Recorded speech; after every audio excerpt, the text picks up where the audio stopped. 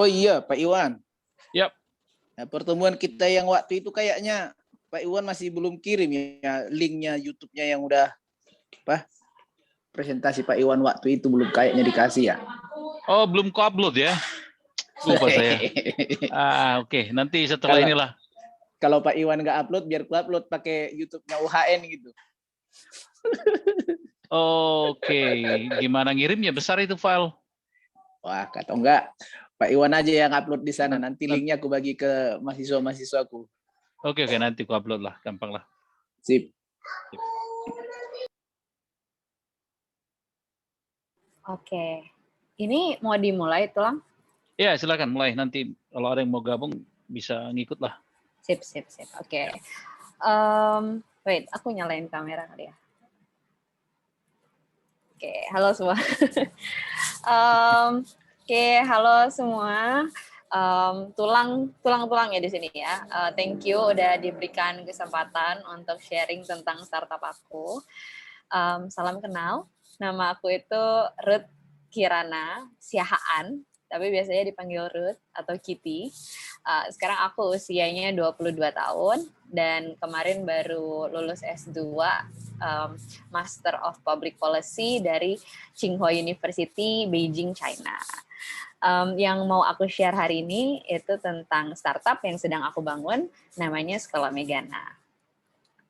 Latar belakangnya adalah ya sebagai mahasiswa Indonesia di China, aku belajar tentang kebijakan pemerintah, terutama untuk kebijakan teknologi dan pendidikan. Aku menyadari bahwa banyak banget yang bisa kita pelajari dari China, terutama how Chinese parents prepare their children education. Kita tahu, ini bisa dilihat bahwa China itu ranking pertama dalam survei PISA, mereka top 3 di kategori both di 3 categories ya, reading, math, and science. Dan setelah aku search, aku riset, ternyata apa sih yang membedakan antara sekolah SMA di Indonesia dan sekolah SMA di China? Kenapa mutu pendidikan China itu terus meningkat dari tahun ke tahun? Bahkan universitas aku sendiri, itu namanya Tsinghua, itu ranking 15 universitas dunia dan number 1 di Asia. Jadi aku penasaran gitu, kenapa sih kita nggak bisa kayak lebih kayak China yang minimal ada progresnya gitu pendidikan. Nah ternyata yang membedakan antara SMA di Indonesia dan di China itu bedanya adalah fokusnya. Di China itu teman-teman aku banyak yang orang China asli kan ya. Nah mereka itu cerita ke aku bahwa waktu SMA aku tuh cukup belajarnya 7 pelajaran aja. Mereka belajarnya literatur Mandarin, matematika, bahasa Inggris, sama pelajaran pilihan IPS atau IPA gitu kan. Apalagi kalau di China, semua SMA itu fokus membimbing siswanya untuk lulus namanya Gaokao. Udah terkenal banget sih Gaokao-nya China ya. Itu semacam SBMPTN, sehingga lulus dari SMA, mereka itu pasti masuk ke perguruan tinggi pilihan mereka sesuai skor Gaokao itu. Nah, kalau kita lihat di Indonesia ya, setiap anak itu minimal belajarnya 15 mata pelajaran. Ada seni budaya lah, PLBJ lah, PKN, belum lagi kalau di Jakarta kita mesti belajar kebudayaan Jakarta dan segala macam. Nah, oleh karena itu nih aku dan teman-teman itu membuat sekolah Megana, yaitu sekolah SMA virtual fokus PTN untuk pemimpin masa depan. Nah, di sekolah Megana ini kita aim to solve kendala anak dan juga kendala orang tua. Nah, kendala anak itu sekarang, ini yang paling lagi hot sekarang, itu adalah kendala zonasi ya. Zonasi itu maksudnya hanya anak yang tinggal paling dekat dengan sekolah yang bisa diterima di sekolah tersebut. Jadi selain jarak rumah ke sekolah yang disaring, mereka juga diurutkannya dari usia tertua sehingga bisa diterima. Jadi alhasil ya tidak ada lagi sekolah unggulan karena kebijakan pemerintah khususnya di DKI Jakarta itu sekarang udah nggak peduli lagi bagaimana nilai raportnya, tapi yang lebih penting itu rumahnya dekat sekolah dan usianya paling tua. Nah, jadi sekarang kembali lagi nih, pendidikan itu dikembalikan dari pemerintah ke orang tua dan anak. Karena nggak ada lagi sekolah unggulan, anak-anak yang punya nilai raport bagus di atas rata-rata harus mencari sendiri komunitas yang bisa mendukung keunggulan mereka gitu. Nah, ini selain itu juga ya tahu sendiri ya, ini bisa mungkin udah sering kita omongin juga bahwa banyak guru gaptek, karena gaptek jadinya karena nggak mau dimarahin kepala sekolah, nggak achieve target, mereka banyak kasih tugas. Terus karena banyak kasih tugas, anak-anak jadi stres. Lalu jadi anak-anak, apalagi sebelum corona, mereka belum ada kebiasaan untuk disiplin belajar sendiri secara online. Dan karena sibuk belajar, mereka juga kehabisan waktu untuk ngembangin potensi dan minat mereka masing-masing. Kalau kita lihat dari sudut pandang PTN juga nih, anak-anak SMA kan kebanyakan ingin lanjut ke PTN jika tidak ke perguruan tinggi luar negeri. Nah, untuk masuk PTN itu nggak cukup sekolah biasa. Mereka itu harus bimbel persiapan PTN, bimbel intensif PTN, supaya bisa bersaing dengan murid-murid lain yang juga ngambil bimbel PTN, gitu kan. Belum lagi kalau mereka masuk PTN tuh mereka juga masih bingung nentuin jurusan kuliahnya apa dan nggak tahu tujuan masa depannya mau ngapain. Ini kendala-kendala yang aku riset, aku lihat dari anak-anak SMA zaman sekarang gitu. Yang dari sudut pandang orang tua, nih mungkin tulang-tulang juga bisa relate gitu ya. Ada yang bingung cari solusi belajar online melengkapi kekurangan sekolah, apalagi di zaman COVID ini gitu. Terus harus mempersiapkan biaya. Ini mungkin yang paling berat ya kalau tulang-tulang di sini, harus persiapin biaya untuk belum sekolah, bimbel juga. Itu menguras kantong banget ya, aku tahu. Terus ada juga bingung cari bimbingan yang lengkap di mana, terus harus nyiapin biaya besar untuk persiapan kuliah. Apalagi kalau kuliahnya ke luar negeri, harus ada konsultan pendidikan dan segala macam. Ini kendala yang aku lihat gitu. Nah, dan karena itu aku dan teman-teman di Sekolah Megana itu aim to solve this problem with one-stop solution. Nah, ini bagaimana kita mempersiapkan masa depan anak dengan Sekolah Megana gitu ya. Yang pertama, kita belajar dari China, belajar dari Tiongkok, kita memakai kurikulum yang efektif. Kita akan fokus pada 7 mata pelajaran utama kurikulum Indonesia aja. Dan selain 7 mata pelajaran ini, udah 7 mata pelajaran doang, kita juga materi pelajarannya itu udah diringkas lagi oleh tim mentor kita. Jadi siswa Megana itu cuma mempelajari yang penting dan sering diuji ya dalam ujian akhir sekolah ataupun SBMPTN, yaitu seleksi masuk ke PTN. Terus yang kedua itu adalah mentoring yang efektif. Nah, berbeda dengan guru di sekolah yang ya seringnya PNS, yang gaptek, mentor Megana itu kita memang mencari mentor-mentor yang berpengalaman, yang sudah punya pengalaman dan siap membimbing siswa secara small group. Jadi satu mentor itu untuk 5-10 siswa aja. Jadi hasilnya siswa bisa lebih fokus dan bisa mengutarakan pendapat. Sekaligus ya bisa punya teman juga kan walaupun online. Dan karena fokus itu siswa tidak perlu lagi untuk ikut tambahan bimbel dan lain-lain. Nah, yang ketiga, menurut aku ini yang nggak bisa terbeli dengan apapun, yaitu efektif waktu. Kalau di sekolah biasa, sekolah konvensional ya, siswa itu ngabisin 6.480 jam untuk nyelesain SMA. Itu udah 6.500 jam selama 3 tahun. Sedangkan kalau di Sekolah Megana, cuman 1.440 jam, nggak nyampe 1.500 jam untuk belajar, untuk menguasai pelajaran, untuk lulus ujian akhir sekolah, dan juga untuk persiapan masuk PTN. Nah, jadi kalau kita hitung-hitung, siswa Megana itu hanya butuh 1/4 bagian waktu untuk pembelajaran SMA, sehingga 3/4 bagian waktu lainnya itu sekitar 3.000 jam loh, itu bisa untuk mengembangkan minat dan bakat, yang tentunya lebih penting justru untuk mempersiapkan masa depan anak. Yang keempat, ya Sekolah Megana itu satu-satunya sekolah yang memang fokus menyediakan pendidikan intensif, mempersiapkan siswa sejak kelas 1 SMA, karena persiapan itu adalah kunci, agar fokus masuk ke perguruan tinggi negeri impian mereka. Nah, dengan 4 hal ini, Sekolah Megana itu sudah menggantikan peran banyak ini ya, peran sekolah konvensional, peran bimbel konvensional, bimbel online, les, agen pendidikan, coach masa depan, dan banyak lagi. Dan kita juga udah uji coba dengan small batch of student, dan mereka semua berhasil masuk PTN yang mereka impikan gitu. Dan ini ada parameter-parameter yang biasanya digunakan orang tua nih untuk menilai sekolah. Mungkin Tulang bisa baca nih, misalnya legalitas. Kalau Sekolah Megana itu sudah dipercaya sebagai lembaga pendidikan sejak tahun 2010 dari Kemendikbud Dikti ya, Kemendikbud serta Dinas Pendidikan DKI Jakarta. Jadi siswa Sekolah Megana itu semua akan mendapatkan NISN seperti yang di sekolah-sekolah ya, nomor induk siswa nasional yang menjamin anak tersebut bisa mendapat ijazah jika lulus SMA.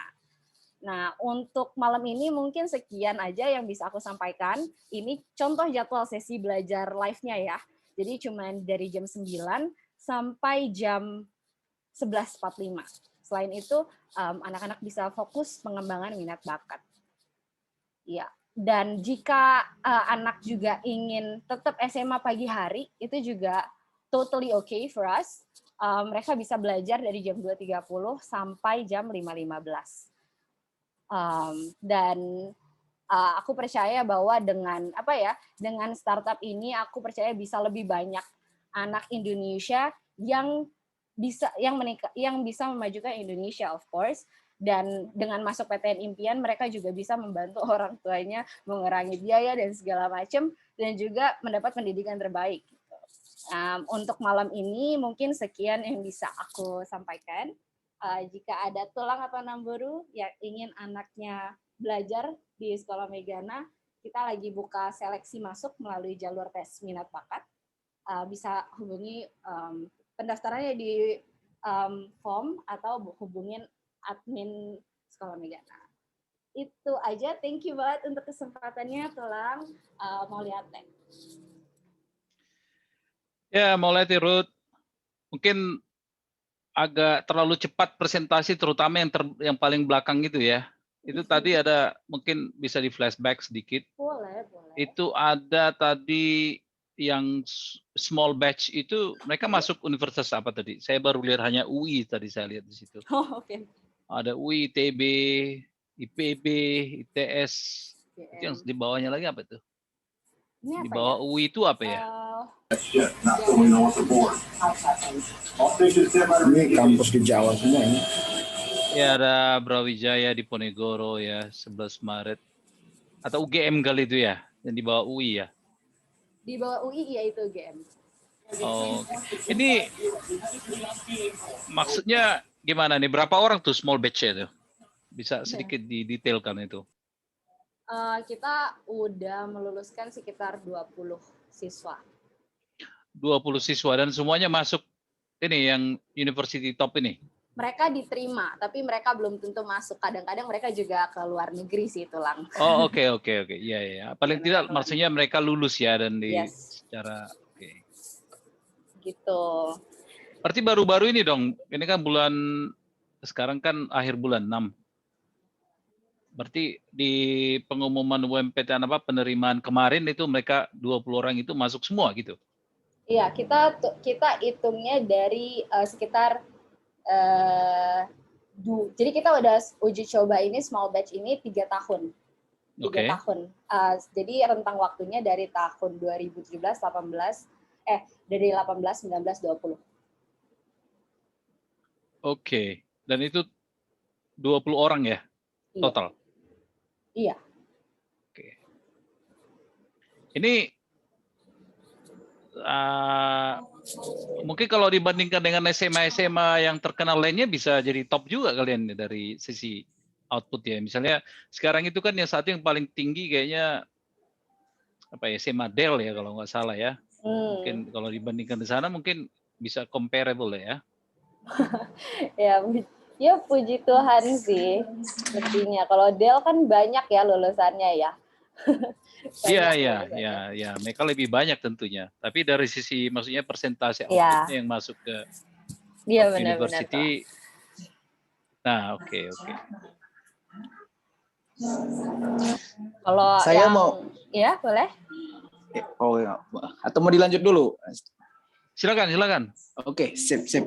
Yang mau saya tanya itu tadi terakhir katanya ada juga seleksi masuk sekolah Megana ini gitu ya. Ya. Kira-kira seleksinya seperti apa? Apakah seperti dulu kan yayasannya Yohanes Surya juga kan begitu istilahnya, prinsipnya Yohanes Surya kan, yang paling bodoh pun bisa kami buat pintar, istilahnya begitulah. Gitu. Kalau di sekolah Megana ini jangan-jangan pilihannya juga yang memangnya udah standarnya, levelnya udah bisa masuk sekolah-sekolah yang tadi gitu, ditambah lagi dengan sekolah Megana ini mengarahkan gitu ya, menjadi lebih mudah lagi masuk gitu. Apakah memang yang diterima itu memang pilihan-pilihan juga gitu, bibit-bibit unggul juga gitu. Jadi hanya dipoles dikit, dikasih makeup dikit udah langsung cantik gitu. Gimana itu kriterianya untuk ikut Megana ini, sekolah Megana? Thank you. Pertanyaannya ini aku sebutnya tulang parsauran. Ya. Ya, enggak apa-apa. Abang juga enggak apa-apa. Oh, abang. Oke, jadi untuk masuk ke sekolah Megana, kenapa kita membuat tes minat bakat? Ini sebenarnya gini, Tulang. Anak-anak itu kan punya preferensi saat belajar. Ada yang auditori, ada yang kinestetik, ada yang visual. Nah, kita akan tes dari sudut pandang tersebut. Jadi kita lihat bagaimana sih mereka bisa memilih, kita bisa memberikan pendidikan yang terbaik bagi mereka gitu. Dan untuk tes minat bakatnya, tentu kita akan lihat minat bakatnya itu kemana. Karena kan kita ketika masuk ke sekolah Megana, kita akan mengarahkan mereka ke PTN impian mereka. Jadi kita harus tahu minat dan bakat mereka di mana. Paling baik masuk ke PTN yang mana. Dan disitulah makanya kita bikin tes minat bakat. Untuk yang dipoles-poles dikit, tentu saja sebagai sekolah kita memang mencari bibit-bibit unggul ya, Tulang ya. Itu semua sekolah akan melakukan hal itu. Tapi yang jadi kunci di sini itu adalah pendidikan yang efektif dan pendidikan yang fokus. Gini Tulang, kalau misalnya aku persiapin diri aku sejak SMA kelas 1 untuk tahu nih di tahun ketiga goalnya ini. Tentu kita sebagai sekolah, sebagai mentor, kita harus persiapin anak ini sehingga di tahun ketiga mereka sudah bisa reach goal-nya tersebut. Jadi sebenarnya kita terbuka bagi semua anak di seluruh Indonesia ya, bukan di Jakarta doang karena ini sekolahnya online. Dan kita akan bimbing mereka dari kelas 1 untuk langsung persiapan PTN. Jadi memang karena sudah fokus, kita bisa arahkan anak ini sejak kelas 1 SMA. Itu Tulang. Jadi untuk seleksinya maksudnya kalau diseleksi biasanya kan karena ada kapasitas maksimum gitu. Kalau di Megana ada kapasitas maksimumnya? Kapasitas maksimum maksudnya jumlah siswa yang bisa diterima? Iya, jumlah apa yang bisa ikut di Megana ini hanya satu batch 10 dan maksimum 10 batch misalnya, contohnya ya. Oh iya. Kita untuk sekarang ini kita ingin buka sekitar 5 batch. Jadi kan kalau satu mentor itu bisa handle 5-10 anak, kita akan buka 5 batch. Dan ya kita akan tambah juga mentor dan admission-nya sih Tulang. Jadi memang maksimal nih kita bakal terima 50 murid untuk mempersiapkan untuk menjaga kualitas dari sekolah Megana. Gitu Tulang. 50 itu untuk 1 tahun ajaran lah gitu ya, penerimaan 1 angkatan gitu ya. Iya, 1 angkatan Tulang. Oke. Ada ponakan saya jauh lebih pintar dari saya rasa gitu ya. Artinya kalau dia tinggal di kampung pun bisa lah ya ikut sekolah ini gitu ya. Yes, bisa Tulang. Itulah gimana? Kita karena online jadinya bisa dari seluruh Indonesia untuk ikut karena memang online. Dan ya kita juga dari sekolah Megana ini adalah sekolah yang memang sudah ada sejak 10 tahun yang lalu. Kita udah punya legalitas itu dari 10 tahun yang lalu. Dan dari awal kita juga menerima murid-murid yang ada di bukan cuma di seluruh Indonesia, bahkan di Amerika, di China, itu semua mereka karena mereka butuh mereka butuh ijazah Indonesia, mereka juga belajar di sekolah Megana. Dan oleh karena itu kita udah punya metode tersendiri dalam mengajari anak sehingga walaupun online tetap fun dan tetap bisa fokus gitu Tulang. Jadi lebih susah mana nih masuk ke sekolah Megana ini atau ke SMA Del nih? Ceritanya lah dulu.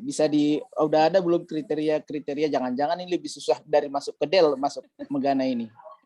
Aduh, kalau lebih susah jawabnya gimana nih ya?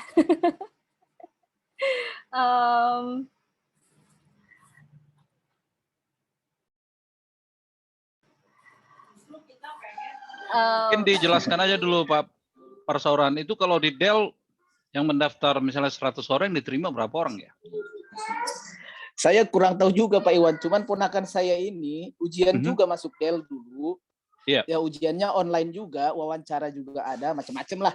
Tapi akhirnya nggak lolos juga gitu ya kalau untuk masuk Del itu karena katanya banyak banget yang mendaftar gitu ya.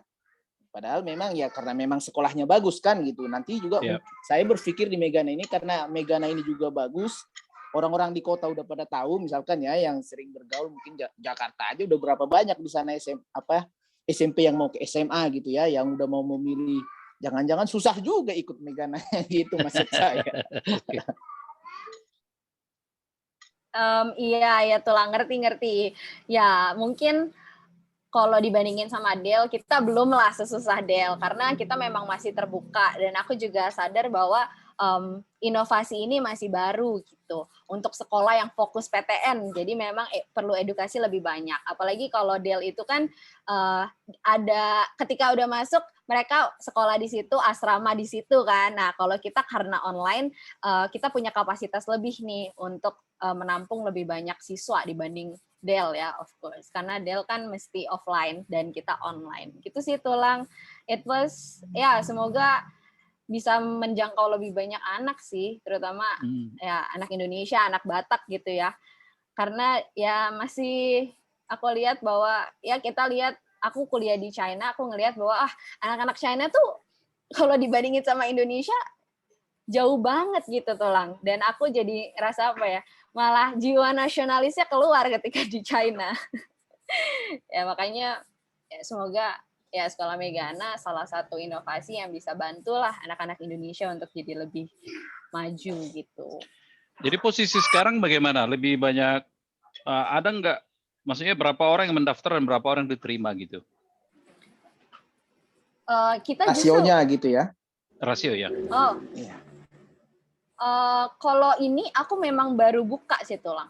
Ini aku baru buka hari ini, Senin ini. Jadi udah ada beberapa, cuman kita belum bisa infoin berapa banyak anaknya gitu Tulang. Aku baru buka hari ini soalnya tentang sekolah ini. Yang mendaftar pertama pasti diterima gitu ya? Kita lihat deh Tulang. Nambahin aja ya, yang daftar dari luar Jawa tuh, dari Kalimantan Utara malah. Aku juga nggak tahu dari mana gitu loh. Jadi setiap yang daftar itu kan kita tes minat dan bakat dan intinya seperti yang tadi Ruth bilang bahwa kita tuh sebenarnya pengen terima sebanyak mungkin siswa gitu loh. Jadi tapi tentu saja ada standar bahwa siswa ini akan efektif jika kita memberikan pembelajaran secara online gitu. Sama sekali tidak ada offline-nya. Minimal kita bicara setahun ke depan ya gitu. Tapi kalau nanti misalnya memang peminatnya banyak, otomatis kita akan tambah mentornya lah. Sehingga kapasitas satu mentor pegang 10 anak tuh nggak terganggu. Itu aja. Daftarlah, Tulang. Itu ponakannya. Dia kan kayaknya udah mendaftar di sekolah konvensional lah. Saya nggak tahu apakah bisa di sini. Kan tadi kata Ruth juga punya nomor istilahnya punya nomor induk siswa lah ya secara nasional. Apakah bisa terdaftar di sekolah konvensional dan terdaftar di sini, nanti efeknya ke belakang seperti apa? Saya belum tahu kan karena ini juga baru saya dengar, ini menarik juga sebenarnya. di zaman Iya. COVID ini mencari yang berkualitas kan susah juga. Di Iya. Oh kampus saja iya. kadang dosen-dosen itu susah mengajar online kadang-kadang karena udah terlalu senior gitu. Jadi nggak Iya, efektif iya. gitu ya. Ya. Kira-kira Setahu gimana kalau saya, join? setahu saya di Indonesia tuh nggak dilarang ya orang bersekolah di 2 tempat, 3 tempat tuh nggak dilarang gitu. Yang dilarang tuh orang nggak bersekolah gitu. Jadi Double kalau degree ya? ya makanya tadi keputusannya Ruth tadi katakan kalau memang ada dalam kasus anaknya tetap dia SMA konvensional ya tapi dia pengen gabung ke sekolah Megana itu disediakan jadwal yang sore hari gitu. Itu tadi.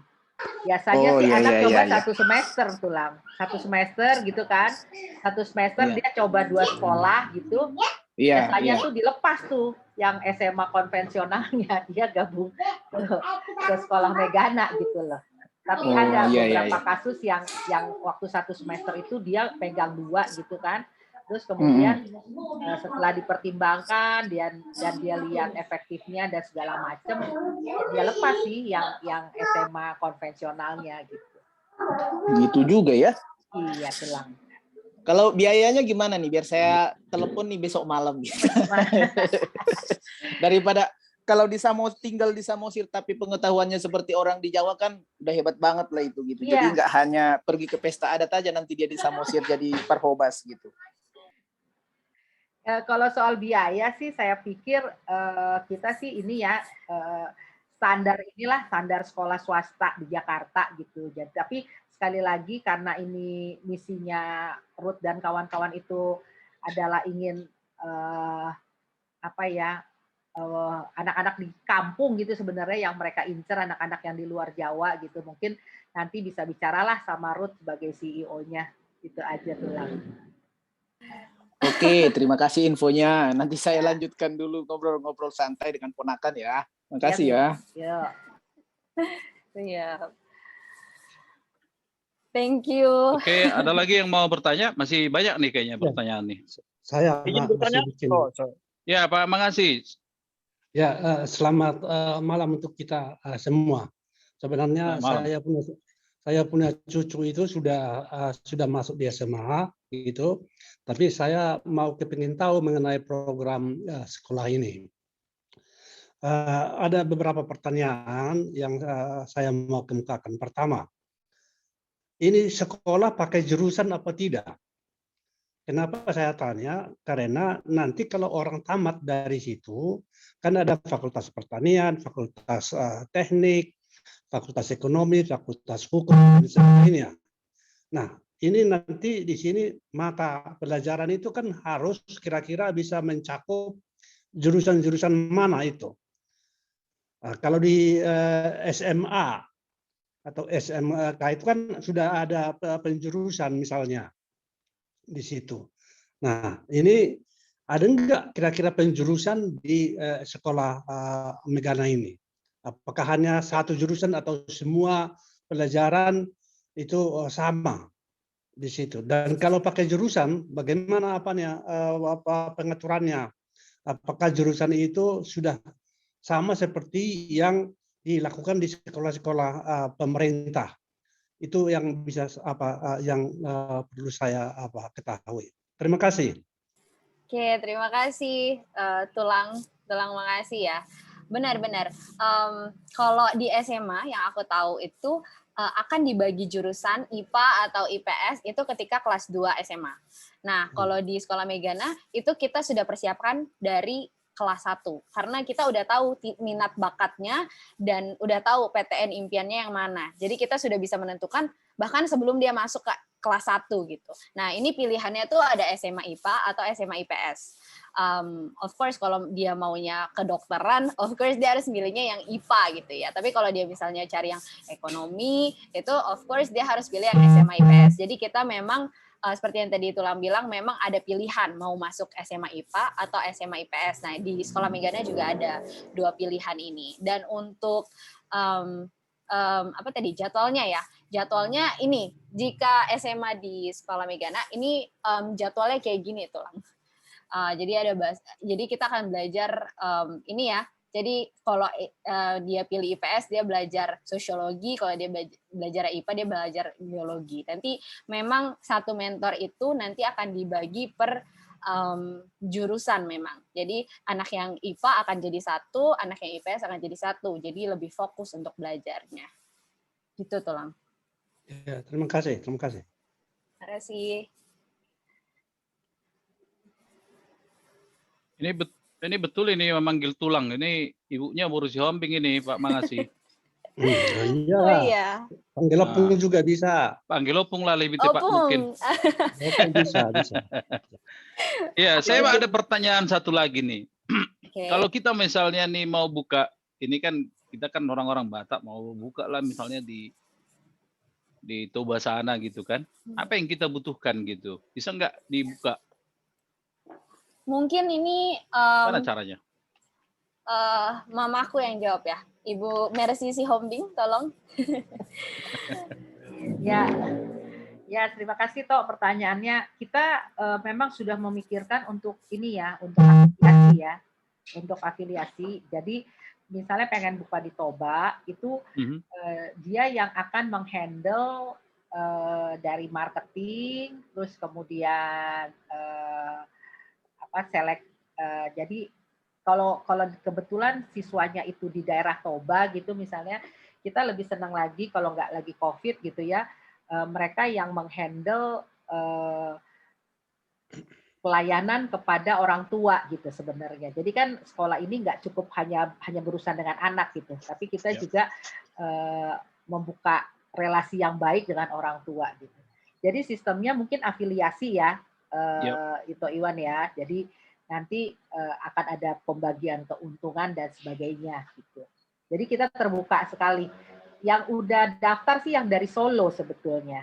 Ada temen di Solo, dia berminat juga untuk jadi afiliasi. Jadi misalnya ada peserta yang daftar ke kita dari Solo tuh biasanya kita arahkan ke silakan hubungi dengan afiliasi kita di Solo gitu. Jadi kita lebih kepada jadi headquarter sih mimpinya gitu. Oke. Terbuka lah. Ini siapa tahu bisa bagi-bagi rezeki ya. Dan ini ya, misalnya scalability kalau dari space kan dari ruang tidak ada masalah ya karena virtual kan. Yes. Jadi bisa aja 1.000 atau berapa ribu kan. Yang menjadi batasan itu adalah mentor ya. Yang 1:5 tadi ya. 10 maksimal. 1:10 maksimal ya.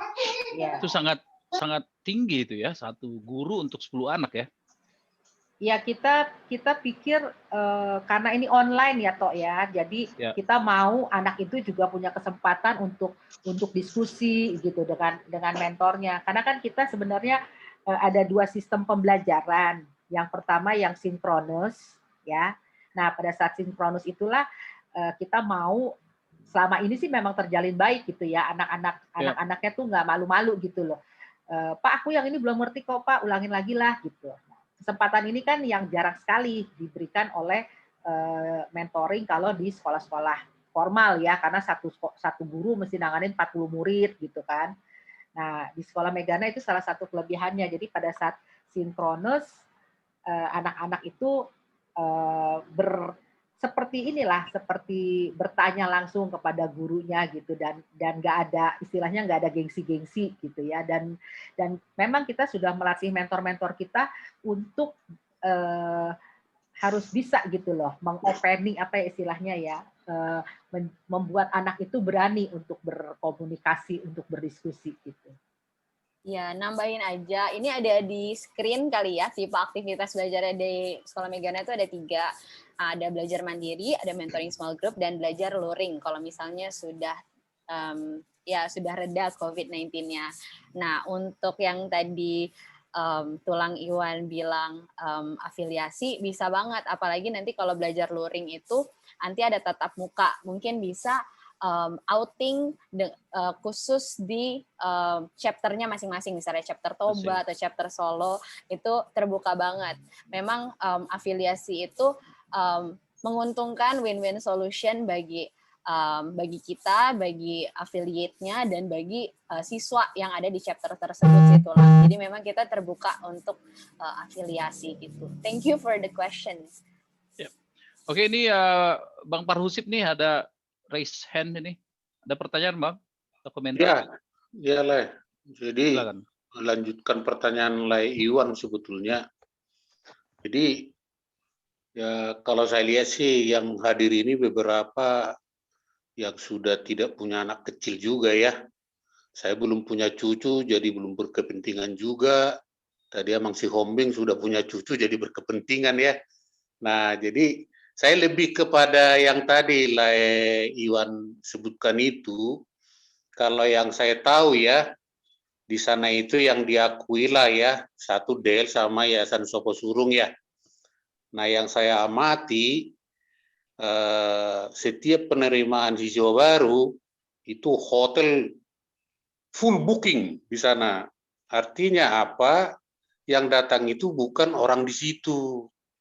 Dan ada saudara saya dari Jawa Tengah, ya anaknya sekolah di situ. Nah, maksud saya begini, itu kan mereka seperti tadi udah perseorangan sebutkan kan, yang mereka terima itu sebetulnya ya udah siswa-siswa pintar semua itu, yang nggak usah diajarin juga, belajar sendiri, yang penting fasilitas ada, sebetulnya sudah oke mereka itu. Sama dengan Gajah Tobo membuat bimbingan belajar yang semua dibiayai gitu ya, tapi tes 60 terbesar mereka biayai ya masuk akal, mereka itu masuk ke perguruan tinggi negeri favorit ya. Nah, yang saya maksud begini, katakanlah ada sekolah di sana ya mungkin reguler yang berafiliasi seperti tadi. Nah, itu berarti memungkinkan ya. Ya seperti itu ya. Oke, saya lanjutkan dulu. Nah, kalau saya mungkin teman-teman yang lain berkeinginan di sini kan ingin memberikan peluang atau akses sebesar mungkin kepada anak-anak yang di sana. Anak-anak betul, anak-anak yang di KDT, yang di kawasan Danau Toba. Nah, mereka itu kan katakanlah, ya saya sendiri pernah ke sana kan, sinyal aja susah. Bagaimana kita mau bikin online misalnya kan, ini memang ada tantangan seperti itu. Nah saya tertarik tadi itu, di sana itu kan sebetulnya ada juga sekolah-sekolah swasta hidup tak mampu, mati segan, banyak juga sebetulnya seperti itu ya. Ya artinya dengan itu berafiliasi dengan sekolah ini, itu kan akan membuat mereka semakin bagus. Cuman, yaitu tadi, atau sekalian membuat sesuatu yang baru. Nah, sesuatu sekolah yang baru, ya mungkin manajemennya langsung dari, dari nama sekolahnya belum familiar, Megana. Nah, jadi mungkin under manajemen Megana, nanti di sana kita buat sekolah, ya tapi di sana itu sekolahnya jangan menerima siswa dari luar daerah lah. Ya kan misalnya seperti itu. Tapi seleksi tetap seleksi yang memang harus ada seleksi, mungkin tadi kemampuannya dan bakat ya, yang ada yang minimalnya kita tuntut. Nah, ke arah sana mungkin ya kita hadir di sini kan ada hal seperti itu juga, kerinduan. Ya, teman-teman Ruth dengan tadi Ibu Syahan tadi ya, Ibu Mercy ya. Ibu Mercy, Boris Yombing. Ibu Mercy kan saya kira kerinduannya mungkin ke arah sana. Nah, itu mungkin tapi ini kan masih sedikit kita yang hadir di sini. Ya tentunya untuk melakukan hal seperti itu kan upayanya akan tinggi ya. Akan banyak yang akan dilakukan. Tapi memungkinkan saja dulu ya, kemungkinan-kemungkinan seperti itu bisa kita lakukan. Ya karena terus terang saya sendiri ya keinginan udah ke arah sana. Bagaimana agar di sana peluang-peluang untuk mengakses pendidikan itu lebih luas lah. Dan saya tertarik tadi bisa double degree kan. Nah itu menarik itu. Artinya mereka tetap di sekolah reguler di sana, tapi pribadinya kita masukkan ke dalam sistem kita kan. Nah, itu menarik, itu artinya regulernya mereka tetap, bersosialisasi mereka tetap di sana. Nah, ini ada yang khusus ini. Ini menarik sekali menurut saya. Cuma cara membujutkan nanti tentunya itu menyangkut dana segala macam, infrastruktur kan. Kira-kira begitu ya. Ya, Laiwan, seperti itu dari saya. Terima kasih. Ya, oke Bang. Terima kasih. Kalau ada nanti yang sudah mulai mengkristal dan spesifik, nanti kan bisa dihubungi kita ya, atau itu Mercy. Thank you sarannya. Tulang ya berarti ya. Tulang, ya benar. Mungkin kita bisa juga bantu-bantu memang sekolah yang ada di sekitar Danau Toba yang apa ya, yang mungkin kualitasnya belum sama dengan yang ada di Jawa gitu. Jadi mungkin bisa kerjasama. Cuman memang ya tadi yang dibilang kita mesti nanti reach out ya ke mereka.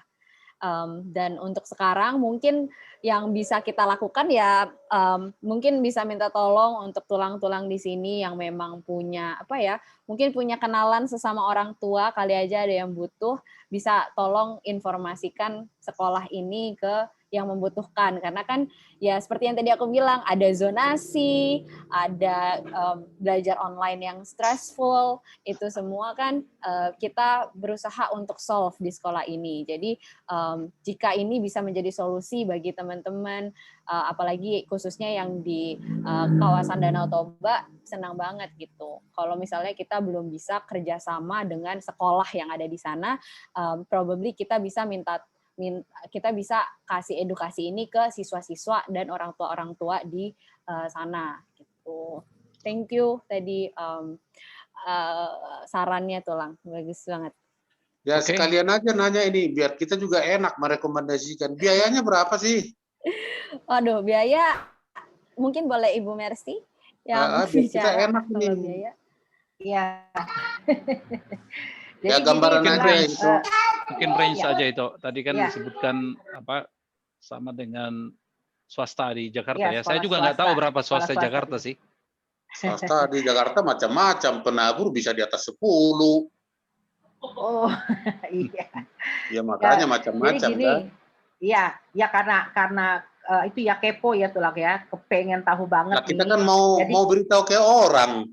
Ya, Iya, kita betul. harus punya gambaran. Oke. Jadi gini, untuk tahun 2021 ini kami akan menerapkan sebenarnya itu sistemnya saling membantu gitu. Jadi untuk Subsidi. orang tua ya subsidi silang. Jadi untuk orang tua yang memang mampu itu kita kasih standar untuk SPP-nya per bulan 1,5 juta. Oke. Ya, tapi ada juga siswa kami yang memang tidak mampu itu dia bisa kita kasih uang sekolahnya tuh kurang lebih hanya setengahnya. Oke. Tapi mereka istilahnya udah terjamin tuh, udah pasti dapat ujian akhir sekolah, udah dapat raport, sudah dapat bimbingan mentor, ya. Nah, tapi kalau ada siswa yang ingin mentor khusus, private 101, jadi satu mentor satu siswa, itu ada biaya tambahan. Tapi kalau mereka mau mentornya kelas kecil tadi, ya 5-10 orang tuh itu udah termasuk di biaya itu. Iya. Ya, Ya bimbingan belajar di sini segitu sebulan. Iya kan? Makanya. Kapan Masa lagi itu itu berarti? Lang? Harga Aku tambahin juga. Perlu diingat-ingat nih bahwa sekolah di sini itu nggak ada uang gedung, nggak ada uang gedung. Ya. Uang gedung mahal banget ya. Betul, mahal itu. Terus karena online nggak perlu keluar uang transportasi, nggak perlu uang jajan. Kalau orang tua tuh pasti mikirnya ke situ ya Tulang ya. Nggak perlu dinas lagi ya, baju dinas. Ya tadi karena bisa double degree tuh, makanya saya tertarik kan. Artinya kalau dia nanti lolos tes kan masuk. Kalau nggak lolos ya apa mau dibilang kan. Tapi begitu masuk nanti ke sekolah ini, dia tetap di 2 tempat, ya suatu saat dia akan milih kan. Nah baru nanti memikirkan biaya untuk yang double-nya ini kan. Kayaknya menarik, di situ menariknya. Di situ menariknya menurut saya. Ya sebagai ini aja sih Tulang sebagai tambahan. Jadi ini kita pertama kali dengar sekolah Del itu justru dari Pak Luhut Binsar gitu. Ya. Jadi waktu itu kita ikutan satu lomba komputer di Istana Presiden, namanya Hackathon, Hacker Marathon di Istana Presiden. Nah, waktu itu murid yang ikut tuh selain ini Ruth, itu ada satu lagi yang masih usia 10 tahun. Gitu. Nah, kita pikir itu tadinya lomba untuk anak, untuk katanya terbuka untuk semua umur gitu ya. Nggak taunya yang ikut rata-rata tuh ITB tuh udah pasti lulusan S1 dan S2 gitu. Dan waktu itu juga ada lulusan S1 Del ya di sana gitu. Ya di situ terus Pak Luhut nanya gitu, ini dari mana nih anak-anak kecil ini gitu. Terus kita bilang dari sekolah Megana. Oh, apa itu gitu? Belajar apa gitu?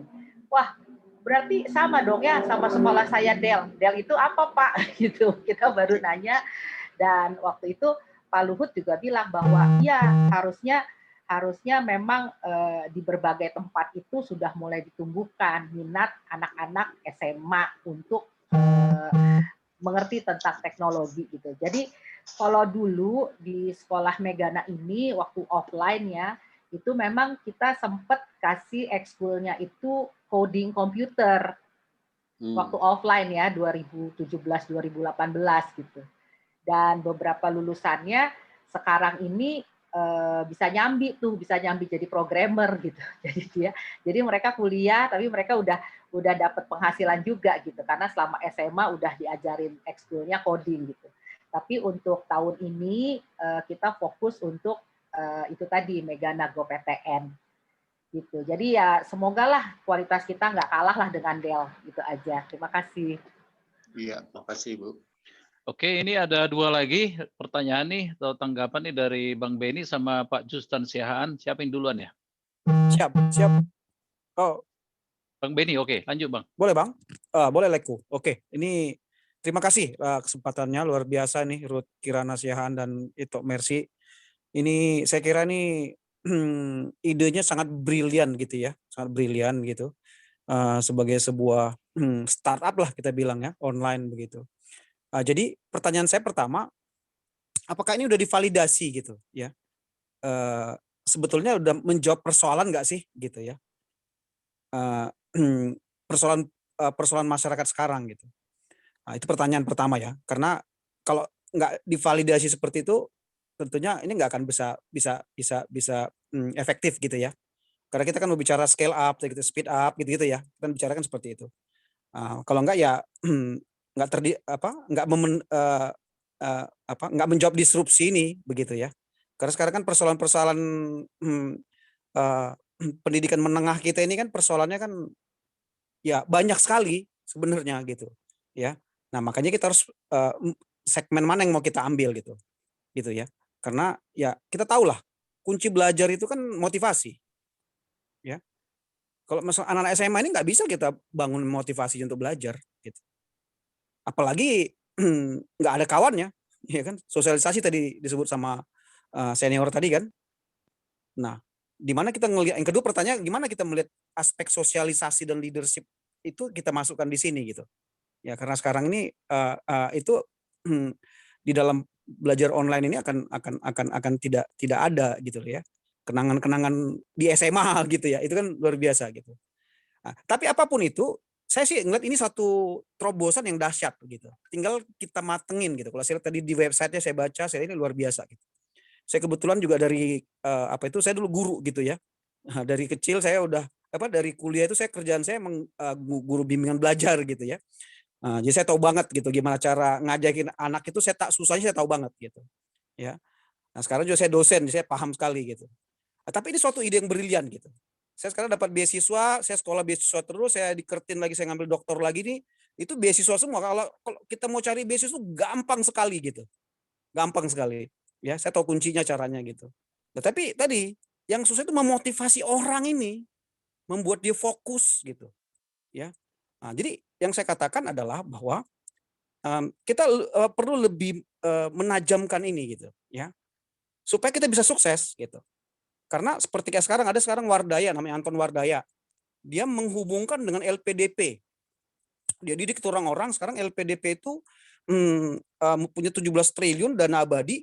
Kemudian Wardaya ini fokus kepada yang PTUD, ya, perguruan tinggi unggulan dunia, gitu kan. Nah, dia kasih beasiswa nih sekarang nih. Dilatih terus sama dia. Ya, suruh bayar 5 juta, bikin proposalnya, diajarin di semua, ya, GMAT-nya diajarin semua sama dia, gitu. Terus fokus ke sana, ya. Nah, itu sekarang Anton Wardaya tuh. Terus kalau kita lihat sekarang ini yang di PKS nih, di UI sekarang nih, ya kan? Dia tuh punya Nurul Fikri, ya. Terus tapi ini lebih ke arah politis, ya, ideologis gitu mereka masukinnya. Dilatih terus mereka nih. Sampai sekarang yang ketua BEM UI itu ya begitu tuh. Itu semua dari Nurul Fikri ini semua nih. Dilatih terus untuk jadi pemimpin bangsa. Ada sekarang pemimpin ID juga begitu. Mereka ngumpulin tuh karena mereka terinspirasi dari Soekarno. Ya, di rumahnya Cokroaminoto, terus mereka bikin pemimpin.id. Mereka kumpulin, mereka sekarang udah hampir 10.000 orang gitu. Gitu ya. Nah, maksud saya itu gitu ya. Jadi untuk bisa kita men-speed up ini gitu ya. Itu harus betul-betul kita coba mensegmentasi gitu. Orang-orang seperti apa? Kita nggak bisa secara umum aja. Kalau nggak kita akan enak dengan hilang arahnya gitu. Kalau kita mau ke Cina semua, ya tentunya nggak mudah juga di Cina itu kan, nggak gampang gitu. Begitu kita cuma belajar kayak seperti ini, kemudian dimasukin ke Cina sana, nggak ada yang seperti Ito Ruth sama Ito Mercy yang daya tahannya tinggi gitu. Iya kan? Iya kan? Daya juangnya maksud saya. Nah, intinya gini loh, bahwa konsep ini karena kita masih baru, itu perlu dites ulang, intinya itu. Karena saya melihat ngajarin anak-anak itu ya, itu nggak gampang ya. Saya sekarang punya mahasiswa sekarang di Brawijaya itu, aduh setengah mati ya. Padahal itu mereka 8% pilihan loh, artinya orang-orang yang hebat-hebat gitu ya. Saya ngajarin setengah mati, saya setengah mati saya itu. Udah saya berikan semuanya, saya nggak ada ya. Jadi maksud saya kuncinya adalah memotivasi mereka untuk bisa fokus, dan itu variabelnya sosialisasi. Nah, itu maksud saya ya. Jadi pertanyaan pertama tadi bagaimana kita melihat apa sih problem utama dari mahasiswa itu. Nah, tapi yang ingin saya tambahkan adalah bahwa untuk sebuah idealisme ini sangat dahsyat. Ya kalau kita bisa membuat ini orang Batak itu ya, ini jadi sebuah fokus orang Batak itu, semua yang itu kita buat jadi orang-orang hebat semua melalui proses ini, kan yang belajarnya cuma 8 mata pelajaran kan simple, fokus semua. IPA, IPS, apalagi yang IB-nya fokuskan lagi ke sana, ya kan? Ke Cina, fokuskan lagi ke LPDP yang sekarang ini. Jadi kita berdua satu jalur semua, pokoknya belajar itu aja. Sama kayak kita dulu kan, belajar itu aja terus. Gak usah lagi belajar lain-lain deh. Pokoknya berangkat gitu, ya. Sama saya kayak ngeberangkatin keluarga saya sekarang di Australia semua nih saya sekarang nih. Iya kan? Semua saya berangkatin semua, saya sekolahin semua. Satu generasi sekarang di Australia gitu. Iya kan gitu kan. Nah, ini saya ngeliatnya seperti itu. Jadi bagaimana cara kita punya idealisme. Ini kan semua kan kita punya jaringan Batak yang hebat-hebat nih, yang sekolah di luar negeri semua, ya kan? Itu bisa kita buatkan sebagai jaringan kita gitu. Jadi kita betul-betul bicara sebuah bagaimana membuat orang Batak ini punya kesempatan untuk sekolah di seluruh tempat dengan kita fokus banget. Pokoknya kita buat IELTS-nya 7 semua. Gimana cara fokusnya IELTS itu? Gimana supaya GMAT-nya bagus? Dan cuma 2 modal ini, mereka bisa masuk sekolah di mana aja gitu. Nggak usah mereka belajar yang lain-lain gitu ya. Capek-capek belajar rumus-rumus fisika segala macam ya nggak ada gunanya gitu. Kalau kita bicara mau dapat beasiswa yang hebat-hebat. Saya kira arahnya begitu itu. Makasih Tok. Ya, silakan Ruth, mungkin bisa ditanggapin. Iya, thank you Tulang Beni ya, Tulang Beni. Benar, tentu kalau kita bikin program, apalagi bikin startup itu tentu harus divalidasi. Which is yang udah kita lakukan 3 tahun ke belakang nih, Tulang. Kita udah 3 validasi selama 3 tahun ini dan kita membimbing small batch of student, jadi sekitar 20 siswa. Nah, 20 siswa ini kita bimbing secara intensif, dan mereka ternyata lolos ke perguruan tinggi negeri yang aku kasih tunjuk di sini. Mungkin tadi Tulang Beni belum masuk kali ya waktu aku ngobrol tentang ini. Nah, mereka tuh masuk ke sini, tapi karena 3 tahun ke belakang ini kita memang fokuskan untuk sekitaran Jakarta, jadi anak-anaknya punya kemampuan ekonomi yang lebih tinggi. Jadi walaupun mereka masuk ke tujuan perguruan tinggi ini, kebanyakan mereka memilih untuk kuliah di luar negeri. Nah, tapi kalau urusan validasi tadi, karena kita sudah memvalidasi, sekarang nih kita berani untuk untuk ekspansi dan meraih yang di luar Jawa, misalnya di Sumatera, di Kalimantan, itu kita sekarang lagi gencar di sekitaran situ gitu. Dan ya, jadi untuk validasi, thank you banget udah diingetin. Kita memang akan terus validasi, iterasi, sehingga program ini tidak hanya mendukung anak-anak yang pintar, tapi juga mendukung anak-anak yang mungkin dilihat kurang pintar. Tapi kalau kita bisa fokuskan mereka untuk masuk ke PTN impian mereka, itu dengan persiapan yang matang tentunya dan mentor yang berpengalaman, itu kita pikir bisa dilakukan gitu Tulang. Terus kalau untuk aspek sosialisasi dan leadership ya Tulangnya, ini menarik sih untuk dibilang bahwa kayak gini loh Tulang. Mungkin ya kalau zaman aku nggak enak nih, zaman dulu mama dilihat dia bisa leadership itu ketika datang ke sekolah jadi ketua kelas gitu kan, leadership atau jadi ketua BEM. Nah kalau zaman sekarang ini leadership itu terlihat dari mana? Terlihat dari bagaimana mereka membranding dirinya sendiri justru Tulang. Zaman sekarang ini teman-teman aku mungkin nggak jadi ketua BEM. Sedikit info, aku sendiri itu ketua BEM di Tsinghua University. Jadi aku ketua BEM di universitas aku di China. Jadi memang aku tahu aspek-aspek leadership yang disebut-sebutkan orang tua zaman dulu gitu ya. Cuman zaman sekarang yang aku lihat adalah bukan masalah dia harus jadi ketua BEM, harus leadership. Justru leadership di zaman sekarang itu terlihat berbeda justru Tulang. Mereka bisa aja, mereka leadership itu dengan cara mereka menguasai satu bidang tertentu di mana mereka bisa jadi influencer.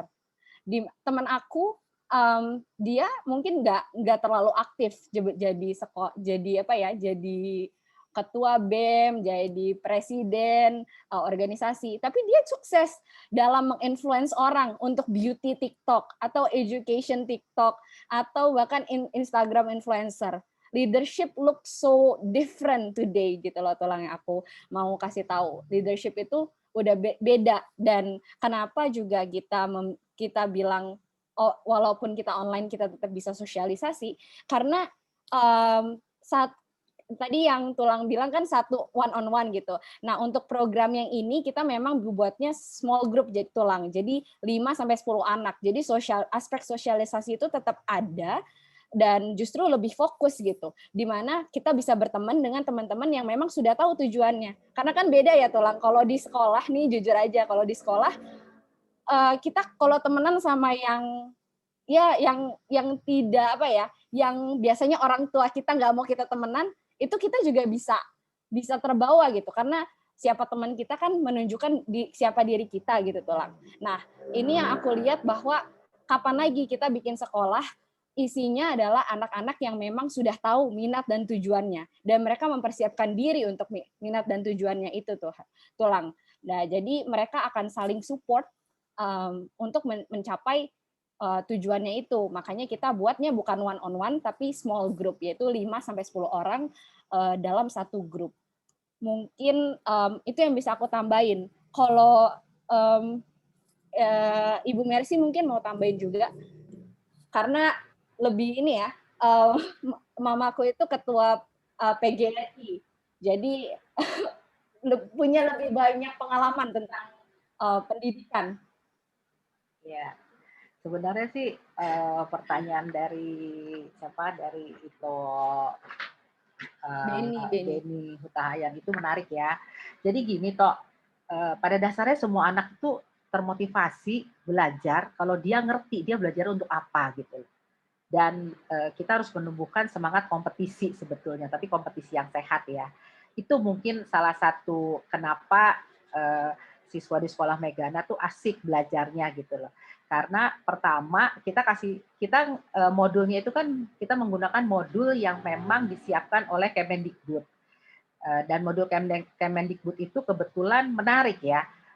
Isinya kalau misalnya dia belajar tentang ekonomi itu diajarin tuh kenapa sih kamu harus belajar ekonomi, manfaatnya buat apa. Di situ nanti ceritalah tentang bagaimana mulai dari ibu penjual sayur sampai ngomongin tentang utang negara gitu, diajarin semua. Jadi kalau kita memakai metodenya sederhana, yang pertama modul itu kita bagikan ke semua anak. Dan di modul itu nanti ada pertanyaan-pertanyaan yang harus dijawab oleh anak itu gitu. Jadi nanti pada saat yang namanya mentoring itu sebenarnya bukan konsep guru ngajar ya, lebih kepada berdiskusi gitu. Karena semua anak sudah menjawab pertanyaan dalam modul tersebut dan kita diskusi rame-rame gitu loh. Nanti prinsipnya semua anak boleh mengutarakan pendapat, tetapi biasanya pendapat yang paling tepat itu yang akan dibantu oleh mentornya gitu. Jadi konsep belajar itu sebenarnya menyenangkan. Itu yang berbeda dengan kan sekarang ini online itu kan kebanyakan bukan online sebetulnya, tapi memindahkan konsep guru menjadi pusat informasi ke online gitu. Sementara di kita yang menjadi subjek itu siswa. Mentor itu benar-benar hanya fasilitator. Sehingga bagaimana menumbuhkan motivasi siswa? Yang pertama itu kompetisi yang sehat, yang kedua kita menerangkan gitu loh. Kamu belajar ini nih manfaatnya untuk apa? Gitu. Jadi nggak sekedar teori, tapi mereka benar-benar ngerti. Oh, kalau aku ngerti ini berarti aku bisa menguasai tentang ini gitu loh. Ya mungkin nanti kita akan rencana sih kalau ntar memungkinkan siswa-siswa yang lolos dari tes minat dan bakat itu kita akan berikan semacam ini ya, semacam preview ya cara belajarnya sehingga yakinlah sampai saat ini sih sebagai ini aja ya, sebagai inputan kita pernah terima siswa itu dia kelas 1 SMA sebenarnya baik gitu ya, tapi karena orang tuanya ngerasa anak ini waktu itu masih offline, pergaulannya kurang baik, akhirnya dia dipindahkan gitu. Karena dipindahkan ke sekolah lain, anak ini jadi mandek, malas belajar, nggak mau belajar sama sekali gitu. Nah, orang tuanya kebingungan, akhirnya dia gabung ke kita. Dan mungkin berbeda ya kalau di sekolah di SMA lain tuh anak dibujuk-bujuk gitu ya. Kamu harus rajin belajar karena kalau kamu rajin kamu akan bla bla bla gitu. Sementara ketika mereka berhadapan dengan kita katakan gitu loh. Ya nggak apa-apa kalau kamu males belajar nggak apa-apa. Toh hasilnya buat kamu gitu loh. Tapi kalau kamu rajin belajar ya kamu yang akan dapat gitu. Jadi di kita tuh anak bukan di apa ya ibaratnya bukan dimanja ya. Iya, bukan dimanjain gitu, tapi kita kasih konsekuensinya. Ya nggak apa-apa kalau kamu malas belajar kan, nanti tamat SMA nggak dapat apa-apa kan pengangguran. Kalau pengangguran kan kamu akan merasakan kan enaknya jadi orang nganggur kayak gitu loh toh. Jadi anak sekarang ini nggak bisa dirayu-rayu, anak ini dikasih tahu kenyataan gitu, sehingga mereka akan berpikir sendiri. Wah kalau aku tidak termotivasi belajar, berarti aku akan rugi sendiri gitulah. Kurang lebih seperti itu sih. Jadi memang sistem kami mentoring ya, bukan teacher. Jadi mentoring. Jadi mentor itu menjadi fasilitator. Kurang lebih gitu itu. Semoga menjawab. Terima kasih. Ya mungkin kalau diringkas artinya dalam skala lebih kecil tadi bicara 20 itu sudah dites ya. Ya. Dan cukup berhasil ya. Nah, jadi mungkin yang jadi jawabannya. Nah, apakah itu nanti bisa scalable menjadi skala yang lebih besar itu masih harus dibuktikan dan ini langkah yang sedang diambil ya untuk scale up ya. Oke, ini Pak lanjut ke Pak Justan Siahan, ya Pak. Silakan Pak. Tiba-tiba keluar mungkin atau ini Pak Justan tadi angkat tangan. Ya, silakan Pak. Baik, pertama terima kasih ke Tulang Nadabdab karena saya seperti ketemu jarum di jerami, dapat pusuk siap dorame. Karena saya jarang karena kesibukan untuk ngikutin seperti ini, tapi rasanya pun saya seperti dapat durian runtuh ini, ketemu Ruth Kirana tiba-tiba karena lihat Siahan ditambah lagi. Melihat Namburu. Yeah. Jadi aku kenapa bilang seperti itu? Tadi seperti Lai Utahayan bilang, masalah motivasi di kampung kita itu sekarang udah susah. zaman angkatan saya udah 60-an, modal Ulu Nigulamo pun, tahu Ulu Nigulamo? Orang tua itu bisa mengangkat motivasi anaknya sekolah sampai ke Jawa ini, padahal nggak punya apa-apa, dan itu saat ini sudah hilang di kawasan Danau Toba. Nah, tertariknya saya justru tadi itu, hebat nih Danau Toba gitu. Saya nggak tahu apa yang ini tadi, dan saya telat, benar-benar telat, nggak ikut dari awal. Jadi yang pertama saya tanyakan barangkali, ini bagaimana nih, siapa pendirinya, siapa, apa value yang ingin dikembangkan oleh sekolah Megana ini sehingga bisa, ya kita berharap sih bisa berlanjut gitu, jangan didirikan untuk dibubarkan gitu. Nah, kalau kita lihat misalnya Dell itu memberikan, itu sosial, nggak ada untungnya itu. Bahkan Luhut itu mengeluarkan, saya nggak tahu apakah setiap bulan atau setiap tahun, pernah tahun 2017 saya ke sana, itu mensubsidi. Jadi dia nggak cari duit. Di sekolah Megana ini apa yang value yang dikembangkan? Bahasa lain seperti tadi Pak Beni bilang di saudara kita yang lain itu, Nurul Fikri itu memang ada sesuatu yang dibangun di antara pesertanya. Beberapa, atau bukan beberapa, ada satu saya kenal bimbingan tes juga yang berbasis kasih, dia juga membuat bimbingan tes serupa gitu. Jadi yang saya harapkan apapun itu, tolonglah diarahkan ke anak-anak di kawasan Danau Toba, karena saya kira 2 tahun terakhir saya intensif ke kawasan Danau Toba, harapan kita itu di kawasan Danau Toba itu seperti hilang. Contoh seperti Del itu, persentase anak dia ada di Kabupaten Toba, tapi persentase anak didik Toba di sana itu sangat kecil. Sangat kecil, ada tapi sangat kecil. Harapannya Pak Luhut sesungguhnya tetap dari sana, tapi dia nggak bisa mengganggu gugat soal bagaimana seleksi masuknya, tetapi faktanya sangat kecil persentase siswa SMA Toba masuk SMP, masuk SMA itu. Nah, sekali lagi perlu ini kita tahu juga, kalau kita lihat memang ini pesertanya udah tua-tua nih, nggak mungkin lagi anak kita kan. Aku udah punya cucu juga, jadi sangat-sangat berharap ada sumbangsih dari lembaga ini atau sekolah ini ke kawasan Danau Toba. Yang pasti, Namboru, Ruth, aku mendukung banget. Aku bangga sama Namboru, sama Mercy Sihombing. Hanya juga perlu ada saran juga, hati-hati mengulang kata bahasa Batak. Jangan bilang tulang-tulang, itu bahaya. Rumah-rumah itu jangan. Kalau mau bilang tulang, ya para tulang atau ya tulang semuanya gitu. Itu perlu kita tekankan, karena nanti tanya tulang nadabdab itu. Kalau diulang jabu dengan jabu-jabu beda. Horbo dengan horbo itu sangat beda. Inang dengan inang-inang itu sangat beda. Itu tetap perlu, walaupun Nambor sudah kuliah sampai ikutin negeri Cina sana, udah bagus banget. Nah, juga untuk dukungan juga, fokus tadi udah benar. Zaman kami dulu SMA, modal kami 2 aja kok, bahasa Inggris dengan matematika. Bukan apa-apa, nggak punya waktu untuk belajar.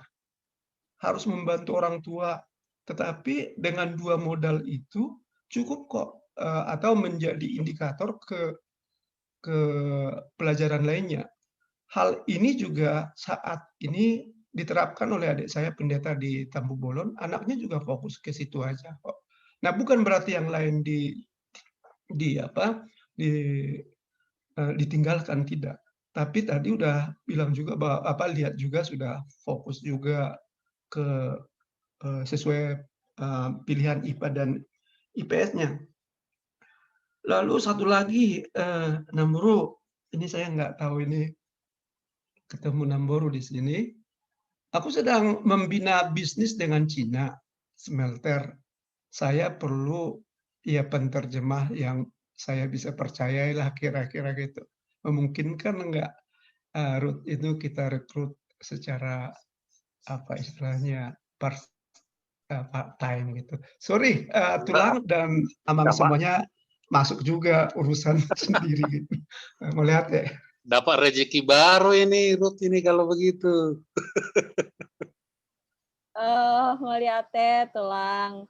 Ini mungkin sebagai info tadi karena telat ya. Aku perkenalin diri lagi. Nama aku Ruth Kirana Sihaan.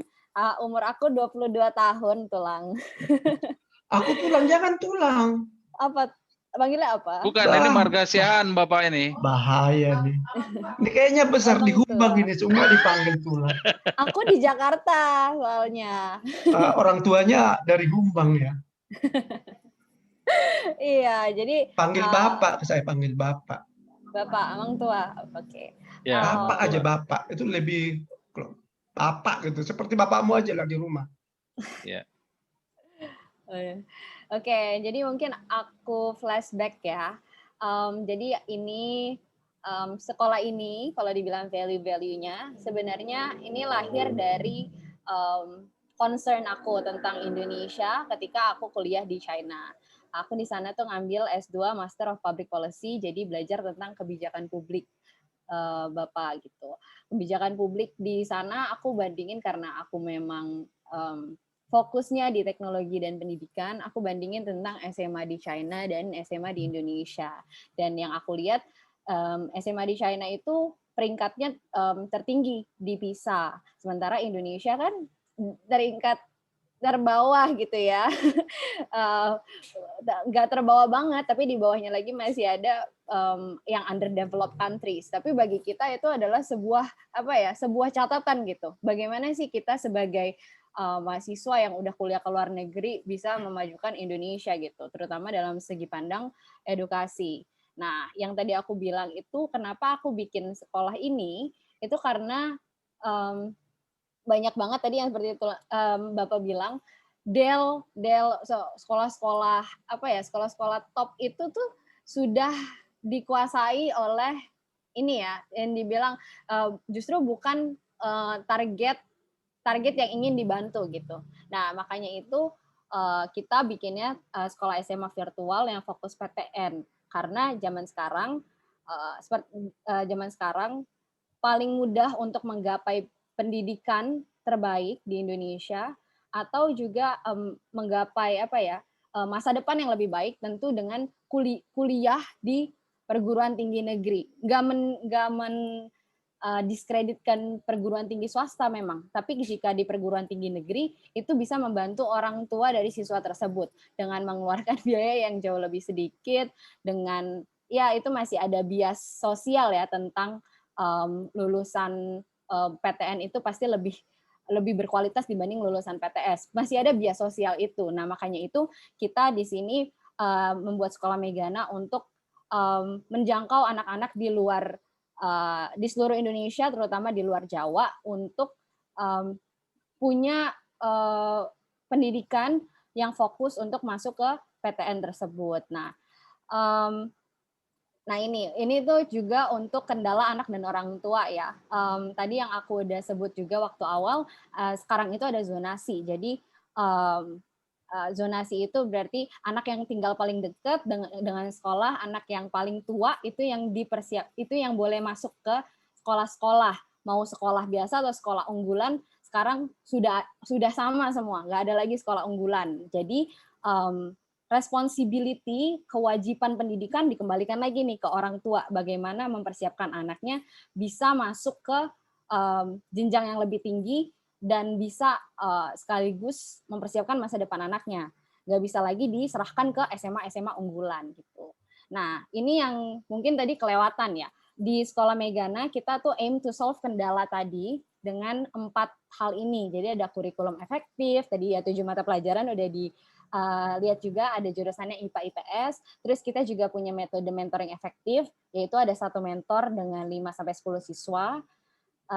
Dan karena ini fokus ya Tulang ya, Bapak ya, jadi kita nggak perlu bimbel lagi. Kalau anak-anak Jakarta itu udah sekolah internasional, mereka masih bimbel lagi untuk bisa masuk ke PTN.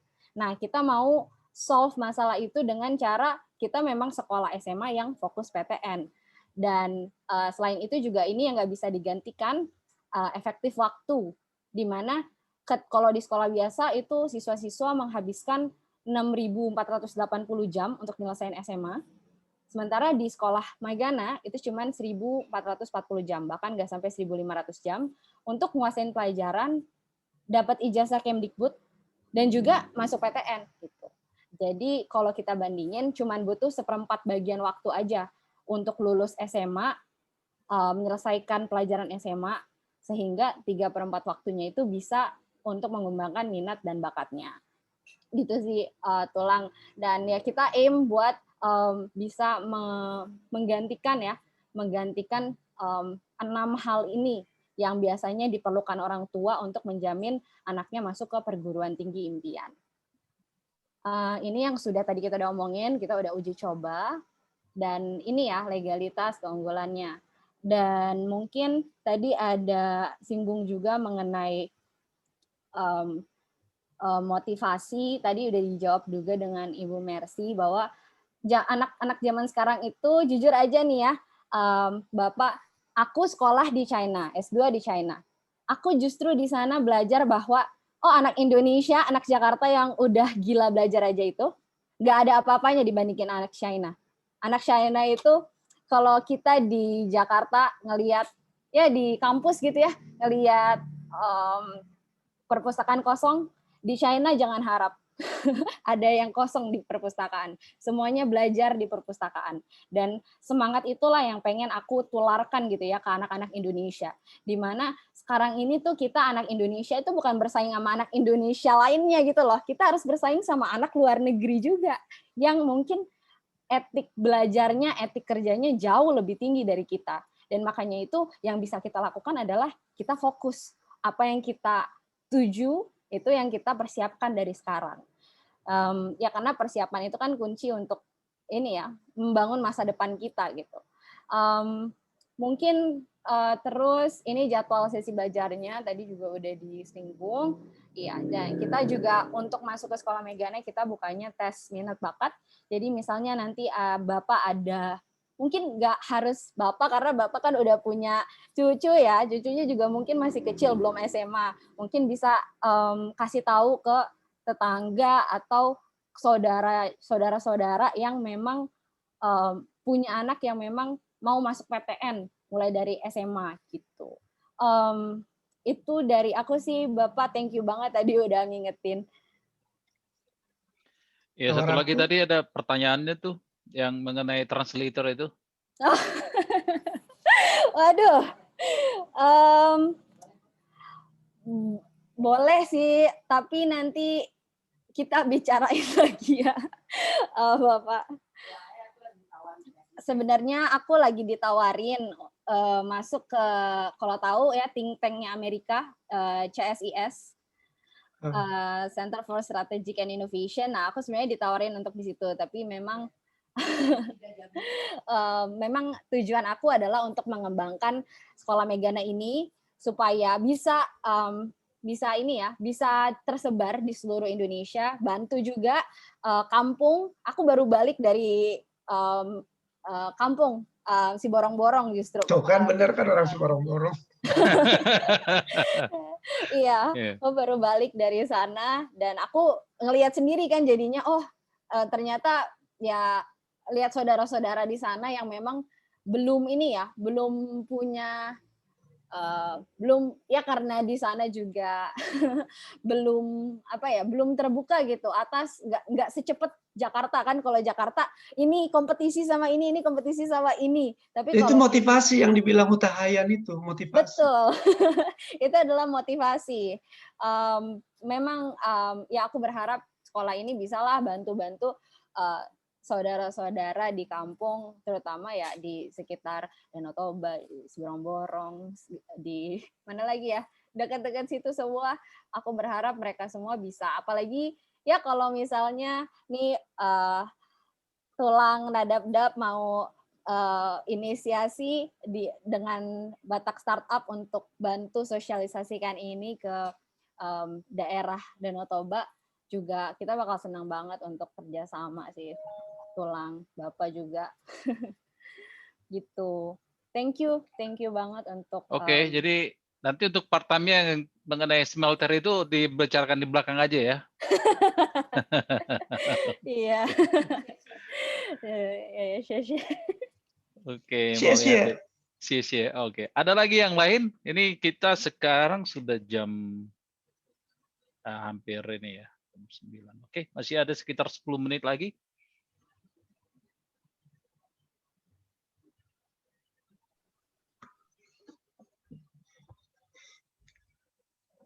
Oke, kalau tidak ada mungkin Kayaknya aku ya. lihat itu ada Ibu Ana Sembiring, teman aku nih.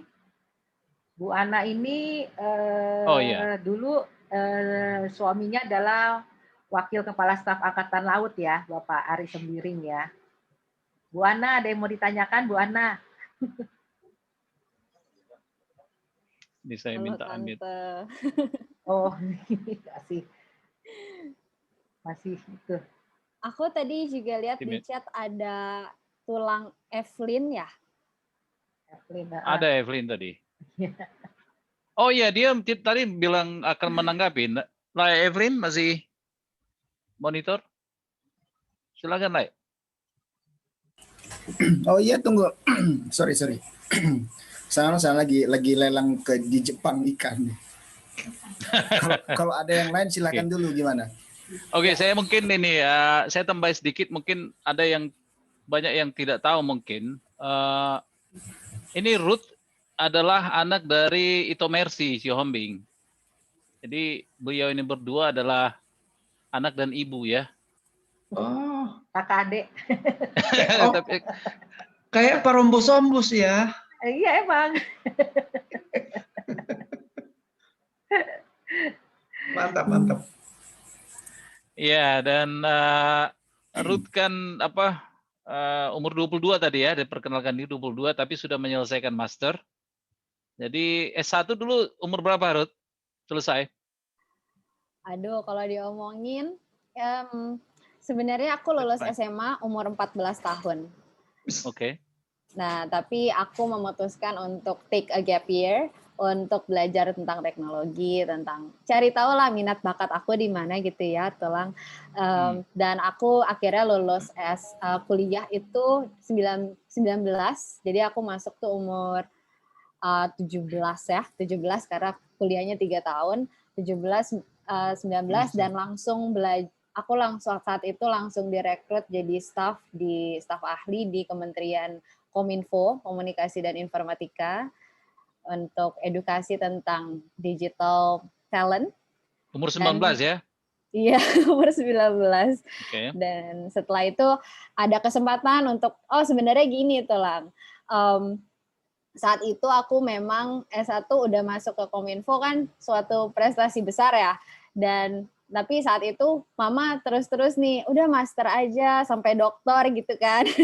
Biasa kalau inang-inang Batak pasti baunya tinggi-tinggi aja, tinggi-tinggi. Jangan inang-inang, jangan. Jangan inang-inang, katanya itu agak negatif ininya, konotasinya. Inang gitu. Inang. Iya, nah terus saat itu aku ikut kompetisi teknologi.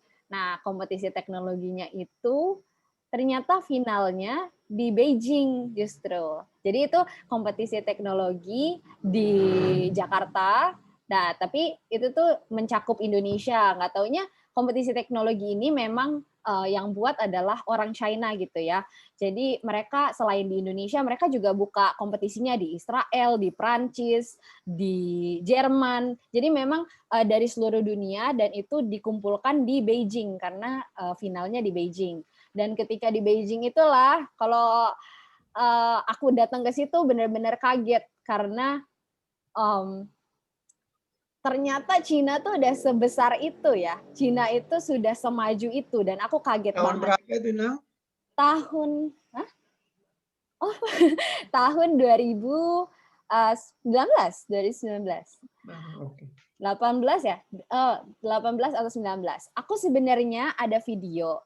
Mungkin kalau ada waktu aku puterin kali ya. Ini sebenarnya perjalanan aku dari Indonesia ke China. Jadi mungkin bisa lihat sendiri nih bagaimana sudah Masukkan di vlog majunya aja YouTube. China. Udah masuk di YouTube sebenarnya. Ini Kasih linknya videonya. di chat kita nih.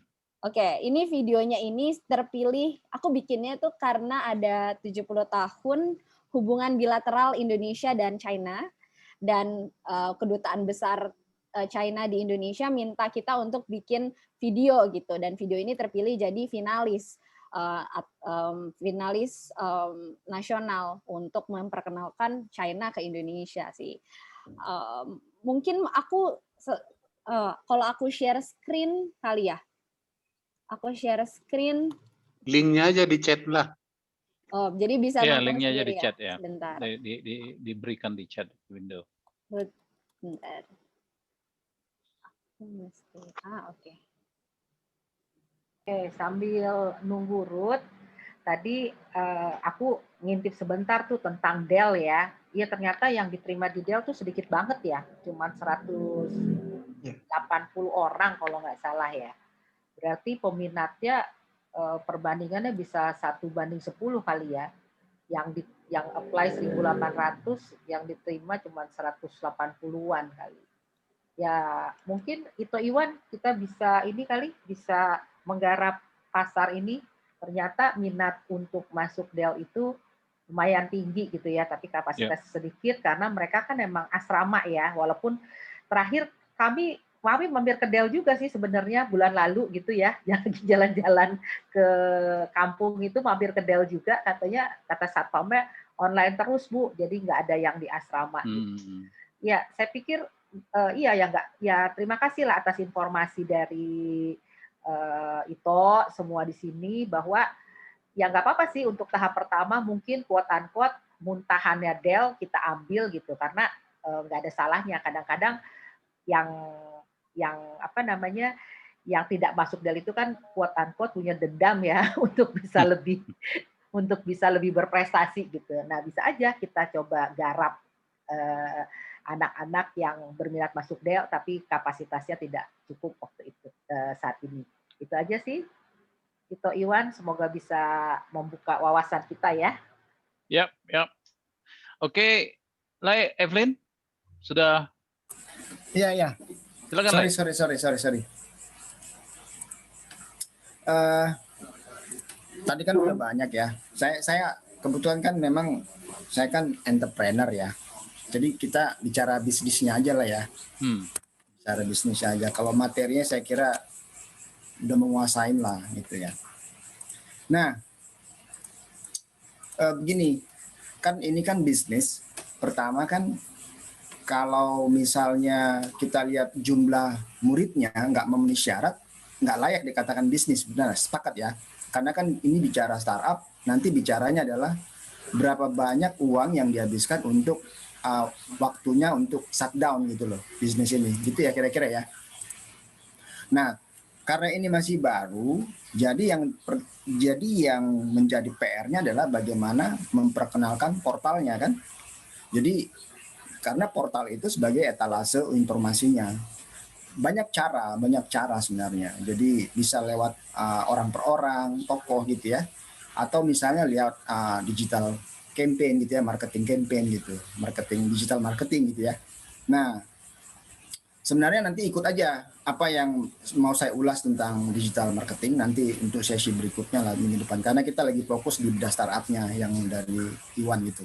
Nah, jadi kalau saya lihat webnya, itu masih belum informatif untuk kontak ya. Kontak. Jadi lokasi itu saya lihat tidak ada di situ, di websitenya. Kemudian jadi namanya startup itu penting sekali itu namanya kontak office itu supaya menandakan bahwa itu aktif gitu ya. Walaupun sebenarnya kita bisa numpang atau apa gitu. Itu pertama. Yang kedua, telepon tuh harus terposting itu di websitenya supaya orang lebih yakin gitu. Nah, yang kedua adalah soal masalah ini tadi bisnisnya. Jadi kalau saya lihat tadi di websitenya kan tadi ada angka-angka ya, ada angka-angka berapa school fee-nya sebulan segala macam gitu ya. Nah ini sebenarnya bisa dielaborasi dengan fintech. Nah fintechnya ini yang diedukasi itu bisa misalnya gini, misalnya fintech dalam artian orang yang mau mengakses pendidikan itu bisa di-fintechin dalam artian uang sekolahnya itu ya. Yang tadi yang per bulan tadi berapa itu bisa di-fintechin. Yang kedua, bisa juga sebenarnya kemampuan dari Ruth untuk mengakselerasi misalnya ada orang ingin mengajukan beasiswa gitu ya. Jadi di-fintechkan. Jadi resikonya itu adalah fintechnya gagal kalau beasiswanya ditolak. Tapi memang harus bisa dianalisa dari sisi analisa kecenderungan untuk berhasil. Karena biasanya kan beasiswa itu ketika di-fintechin, maka yang mengganti uang itu adalah uang beasiswa itu sendiri. Nah itu biasanya fintech itu kalau yang untuk beasiswa dia sifatnya bertahap untuk pengucuran dananya. Misalnya untuk ngurus visa dulu dikasih, untuk ngurus misalnya testing dikasih, untuk ngurus misalnya tes katakanlah wawancara atau misalnya TOEFL atau IELTS-nya dikasih. Nah, jadi tidak semuanya langsung dikasih dalam arti gelondongan. Itu caranya untuk memperkecil resiko kegagalan. Tapi memang kalau saya lihat orang-orang yang memang mau mengajukan beasiswa itu biasanya kalau dia minjam, uang itu digantikan dengan beasiswanya. Itu jadi ada 2 produk di situ yang bisa dielaborasi ya dari webnya itu sendiri. Nah, kemudian yang 3 adalah bagaimana untuk memboost ya, untuk mempercepat ini diperkenalkan gitu ya. Pertama adalah program katakanlah misalnya open minded gitu ya. Jadi coba di-create satu room misalnya belajar umum gitu, diundang aja tokoh-tokoh gitu ya. Ini kan masih segmen pasarnya kan untuk SMA ya. Jadi diundang aja tokoh-tokoh yang kira-kira bisa membuka pikiran anak-anak SMA ini, dia mau kemana gitu ya. Dia mau kemana, dia mau keluar negeri kah atau di dalam negeri kah, dia mau cari apakah, itu bisa. Jadi itu salah satu untuk mempercepat website ini bisa terbuka. Nah kemudian juga ada sebenarnya di luar sana itu seperti robot-robot untuk mempromosikan web, dan itu harganya nggak mahal sih sebenarnya sih. Saya pernah ketemu anak SMA dari Bekasi bikin semacam itu. Jadi dia bisa memposting 1.500 website sehingga nanti itu akan meningkatkan search engine automation-nya gitu. Saya tadi lihat websitenya tadi itu nggak kelihatan CEO-nya. Mungkin karena webnya itu yang ini kali ya, yang ditutup CEO-nya. Tapi saya sekilas karena saya langsung tadi masuk ke lelang yang ikan gitu. Nah jadi ini bisa sebenarnya diperbesar kalau websitenya itu memang lebih cepat diperkenalkan, karena memang seperti kata Bang Benny tadi ini kan dahsyat ya. Jadi kita udah nggak bicara tempat di sini, tapi kita bicara suatu konsep virtual di mana nanti orang bisa belajar secara online gitu ya kira-kira ya. Nah kemudian yang terakhir saya kira untuk materinya ini misalnya gini, kebetulan memang istri saya itu seorang guru sains di BINUS gitu, dan itu materinya itu orientasinya ke Inggris, ke Inggris ya. Jadi kalau memang bisa ada rujukan, jadi ini kan kalau kita di bisnis pendidikan tidak hanya startupnya yang bertarung di sini, tapi adalah di belakangnya. Sama seperti kita pedagang, kalau jualan di marketplace, yang bertarung bukan pedagangnya, tapi marketplace yang berdagang. Jadi program yang di Cina ini yang bertarung dengan program yang ditawarkan di Australia atau misalnya katakanlah di Jepang. Karena di Serpong sendiri di Hotel Mercure gitu ya, itu seringkali setiap minggu itu ada pameran pendidikan hanya untuk mengundang orang-orang, membuka wawasan ini loh sekolah yang bagus di luar negeri. Saya bisa menjadi mentoring kamu untuk bisa mendapatkan cara masuk ke sekolah di luar negeri itu. Itu banyak sekali di Serpong ini. Jadi ini harus dielaborasi sama CEO-nya supaya percepatan startup itu bisa terjadi seperti itu. Jadi ini masukan yang penting menurut saya adalah bagaimana supaya website ini diperkenalkan dulu ke publik dengan cara-cara ya digital marketing gitu ya. Termasuk juga dalam hal ini ya kita ini, termasuk juga misalnya gini, bikin saja misalnya katakanlah materi-materi yang umum ya kita ini yang isi gitu, nggak apa-apa kan. Jadi artinya volunteer dalam artian no charge gitu loh. Jadi misalnya dibikin satu topik misalnya Iwan gitu atau saya gitu ya. Nah, untuk membantu men-scale dari website ini sendiri dulu gitu. Kira-kira itu masukan dari saya sih sebenarnya untuk yang portal ini. Saya kira ini bagus lah untuk diteruskan gitu. Sorry lah ya, tadi saya agak bingung dengan maksudnya yang awal tadi, maksudnya tadi apa ya, perusahaan, maksudnya usaha ini perlu bertahan lama, maksudnya berbicara mengenai burn rate atau apa? Maksudnya ya, bisa dikatakan operasional. seperti itu. Jadi ini kan kita bicara startup ya. Kalau bicara startup itu kan bicara kita bikin usaha. Nah, kalau usaha ini tidak dalam kapasitasnya untuk bertahan, artinya ini kan yang namanya ini kan ada biaya operasional toh, bayar mentor, ya kan, bayar CEO-nya gitu ya. Nah, artinya kalau nggak dapat murid kan otomatis kan redup ini sekarang pelan-pelan gitu ya, pelan-pelan kan. Nah, saya sepakat dengan apa yang dikatakan yang tadi Ibu Mercy, kita nggak usah dulu bicara quality di sini. Kita bicara kuantitas dulu, karena kita kalau bicara quality itu udah ibarat kata kalau seorang entrepreneur tuh kayak badak aja, seruduk nyebrang juga ke sungai gitu loh. Tapi dia survive gitu. Tapi kalau udah bicara kualitas agak sulit gitu loh. Karena ini startup gitu loh. Tapi mungkin bisa dijawab dulu itu mungkin apakah sudah maksudnya finansialnya masih minus atau bisa break even atau sudah positif? Mungkin Ruth atau Mercy bisa. Iya. Jadi selama kita 3 tahun terakhir ini kita coba ya kita ya boleh dibilang masih tahap seed ya kalau di startup gitu. Ya tapi kalau ngelihat perkembangan sekarang dan kita lihat bahwa ya udah rata. Jadi gini, banyak siswa kita itu yang akhirnya ngambil 2 sekolah gitu. Jadi dia pagi sekolah umum, sore dia gabung sama kita gitu. Nah, kita lihat wah, ini ternyata peluang gitu. Karena di satu pihak orang tua tetap ingin settle anaknya sekolah biasa, sekolah tradisional, tapi di lain pihak orang tua menyadari gitu loh, sekolah itu sekolah yang tradisional, sekolah yang biasa itu ternyata tidak bisa mengakomodasi minimal kondisi COVID, terus udah gitu bagaimana memotivasi anaknya belajar secara online, terus gimana supaya anak itu termotivasi juga untuk mengeluarkan potensi dia, minat dan bakatnya gitu. Sehingga sejauh ini sih kondisi keuangan sih ini ya masih seed gitu. Artinya ya rugi enggak, untung juga enggak gitu. Nah, tapi di satu pihak dengan kedatangan Ruth balik dari China ke Jakarta dan sebetulnya kalau kita boleh jujur ya, Ruth ini udah ditawarin juga oleh investor dari China ya untuk mendanai gitu loh, mendanai program ini gitu.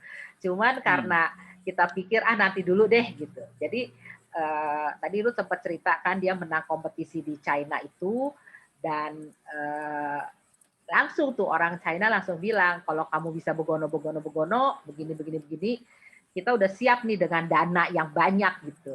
Namun kita tahulah untuk saat ini kita lebih memilih kita mencoba kolaborasi dengan teman-teman kita sendiri gitu loh. Karena kita lihat kita memang butuh duit gitu ya, tapi ada yang lebih penting lagi bahwa kita mau agar anak-anak Indonesia ini dengan segala keterbatasannya juga bisa punya potensi tergali sehingga bisa bersaing dengan anak-anak di negara lain. Gitu. Jadi idealismenya juga mau nggak mau kita tetap pertahankan juga itu aja. Ya, tadi kalau saya tangkap dari penjelasan Mbak Evelyn tadi, kekhawatirannya adalah istilahnya burn rate kan, kita kan membakar uang kalau biasanya memulai usaha ya. Nah, tapi penjelasan itu barusan ini sebenarnya sudah ya rugi enggak, ya untung juga enggak, pas-pasan lah ya. Artinya bisa stamina bisa panjang nih ceritanya nih permainan. Panjang. Kami percaya karena mentor-mentor yang kami minta juga mereka punya idealisme yang sama juga gitu loh, Toh. Jadi kita memang mengatakan bahwa oke, ini ya mungkin agak klise ya, tapi kita bilang ini legacy kita gitu loh untuk Indonesia gitu loh. Jadi mimpinya sih pengen bikin seperti Khan Academy gitu kan, tapi untuk saat ini ya kita lebih menyesuaikan diri dengan lokal Indonesia gitu. Terus terang saya sangat tertarik dengan ide awal tadi bagaimana membuat sekolah SMA Megana ini fokus untuk anak-anak di misalnya di Tapanuli gitu. Saya dengar kan sebentar lagi akan ada provinsi Tapanuli ya. Jadi Tapanuli Utara, Tengah, Selatan itu akan gabung dan ibu kotanya si Borong-Borong kalau nggak salah gitu loh. Memang kebetulan kemarin aku pulang tuh karena dapat warisan tanah dari opung gitu loh di dekat Universitas Sisingamangaraja situ gitu. Tapi ya itu nantilah kalau Tuhan mengizinkan, mungkin kita tidak cuma sekolah online, tapi mungkin kita akan buat sekolah offline juga. Jadi kembali ke pertanyaan tadi, ya sejauh ini betul yang Ito Iwan katakan, kita rugi enggak, untung juga enggak lah, tapi cukuplah untuk membayar mentor dengan kualitas harga Jakarta ya, itu aja. Terima kasih. Oke, jadi satu lagi mungkin yang dari poinnya Evelyn tadi adalah itu sih ya, dari sisi optimisasi website ya, Le ya, Evelyn ya. Ya, karena mungkin gini, nanti Le bisa kasih masukan ke. Ya bisa sih, artinya memang ini kira-kira 1 menit ya. Jadi kalau kita bicara startup, kalau mau itu dinaikkan gitu ya, pertama orang akan melihat teamwork-nya ya. Jadi teamwork-nya ya itu harus tampil gitu, harus tampil di dalam website itu teamwork-nya. Lebih banyak teamwork yang ditampilkan itu orang akan bounce-nya akan lebih tinggi nantinya, orang akan lebih terbangun kepercayaan terhadap itu. Jadi itu sangat penting sekali. Saya kira begitu. Iya, SEO Search Engine Optimization gitu memang sedang kita kerjakan, website-nya juga kita sedang kerjakan karena tapi saat ini yang kita lebih fokus tuh ke ini sebenarnya sosmed ya, ke Instagram kan sudah ada videonya, TikTok gitu ya, yang buat kita nih yang Lolita ya lolos 50 tahun ini agak harus gitu ya. Gitu. Memang harus simultan itu Bu Mercy. Iya betul. Ya terima kasih atas sarannya. Iya terima kasih Tulang. Evelyn. Kita sudah 6 menit over nih, jadi saya pikir kita bisa tutup. Thank you, terima kasih banyak Ruth dan juga itu Mercy yang sudah mempresentasikan mengisi Seninan ya. Setiap hari Senin kita selalu ada webinar. Thank you so much dan sangat menarik ya. Mudah-mudahan dari webinar ini ada muncul hal-hal yang baik ya dari terutama untuk kemajuan Halak Batak lah. Karena memang grup ini dibuat untuk khusus itu nama Batak Startup. Mungkin dari Ruth, mungkin sebagai closing statement. Ya, terima kasih banget Tulang udah undang supaya bisa share di sini. Senang banget, banyak banget masukan, saran, pertanyaan yang bisa kita terima dan bisa kita gunakan lagi ke depannya supaya lebih baik. Karena memang tadi, ya itu tadi yang Tulang bilang, kita pengen untuk memajukan Halak Batak gitu ya. Nah, ya semoga sekolah ini juga bisa mengemban misi yang sama gitu Tulang. Terima kasih banget. Nanti mungkin aku bisa share lewat Mama ya. Kalau misalnya ada yang butuh informasi tentang sekolah ini, minta tolong atau kalau sekolah yang ada di sekitaran Danau Toba juga mau afiliasi, kita terbuka banget untuk having that conversation gitu. Thank you semua Tulang. Oke, jadi kontak untuk grup kita di startup ke Ito Mercy aja ya. Yes. Oke, thank you semuanya. Mau lihat Ya, ya? mungkin Ada lagi? izin menambahkan lah Iwan, ya kan? Ya, silakan.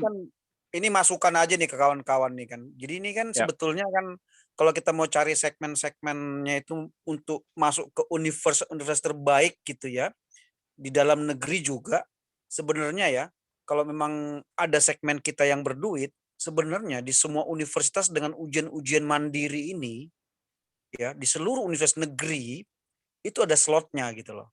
Karena mereka bicaranya di situ ada bicara bisa bayar duit gitu ya.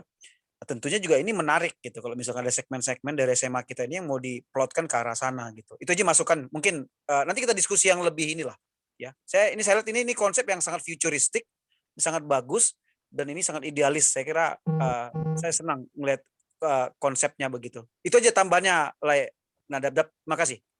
Ya, thank you, Bang. Oke, saya pikir demikian. Ada lagi yang mau kasih komentar nggak? Kalau nggak, kita akan akhiri. Oke, terima kasih kalau begitu. Webinar ini kita tutup. Horas marihita salutna. Oke, horas madita. Horas. Horas. Horas, mau lihat Godang.